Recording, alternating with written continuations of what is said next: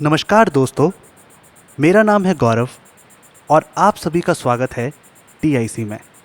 आज मैं आपको ले चलता हूं उस दशक में जब देश के विकास के सामने अनेक समस्याएं समाधान मांग रही थीं और हरित क्रांति की जननी रहे पंतनगर विश्वविद्यालय ने आकार लेना भी शुरू नहीं किया था।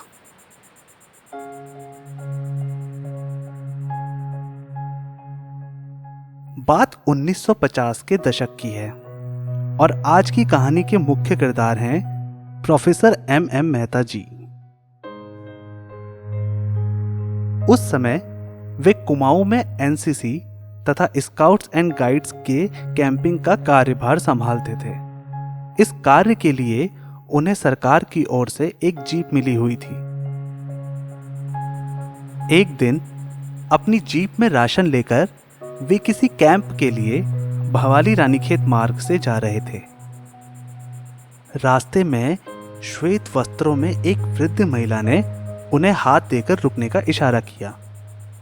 उन्होंने झटके से जीप को रोका और उसे बैक करते हुए उस महिला के सामने लाकर खड़ा कर दिया और उन्हें जीप की पिछली सीट पर बैठने का संकेत दिया। जीप आगे बढ़ चली और घने जंगलों को पार करते हुए निकली ही थी कि मेहता जी को आभास हुआ कि उस महिला ने जीप रोकने को बोला है। जीप के रुकते ही वे उतरी और देखते देखते ओझल हो गई। मेहता जी ने जीप आगे बढ़ाई ही थी कि दूर नीचे से एक आवाज आई, मेहता, बिना मिले ही चले जाओगे? कितनी मुश्किल से तो तुम्हें यहां बुलाया है।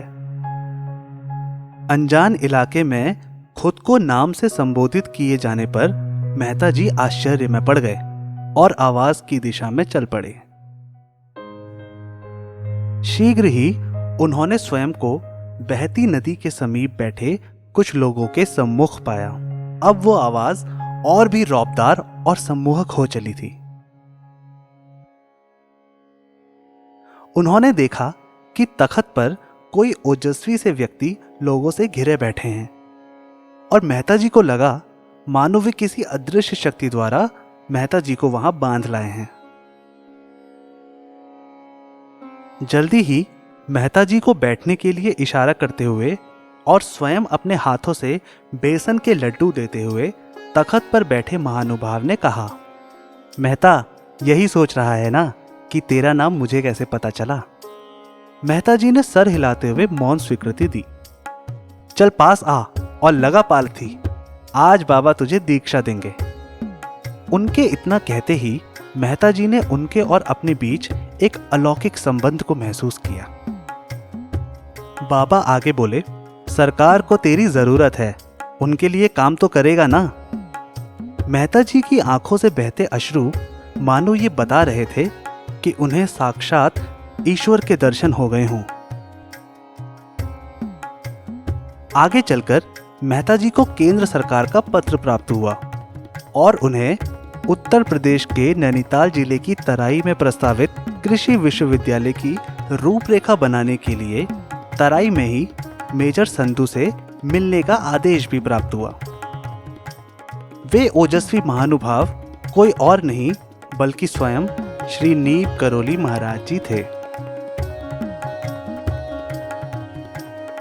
इस अलौकिक घटना को स्वयं श्री मेहता जी ने सन 2005 में अपने पंतनगर आगमन पर रात को पंतनगर से कैंची धाम जाते हुए श्री नितिन को सुनाया था, जो कि स्टार्स ऑफ पंतनगर के फाउंडर हैं। इस कहानी को शब्दों में पिरोया है डॉक्टर पद्मा श्रीवास्तव ने। अगर आपके पास भी कोई कहानी है जो आप हमसे शेयर करना चाहते हैं तो हमें ज़रूर starsofpantanagar@gmail.com पे संपर्क करें। तो दोस्तों, अगले हफ्ते एक नई कहानी लेकर मैं फिर हाजिर होऊंगा। तब तक के लिए टेक केयर।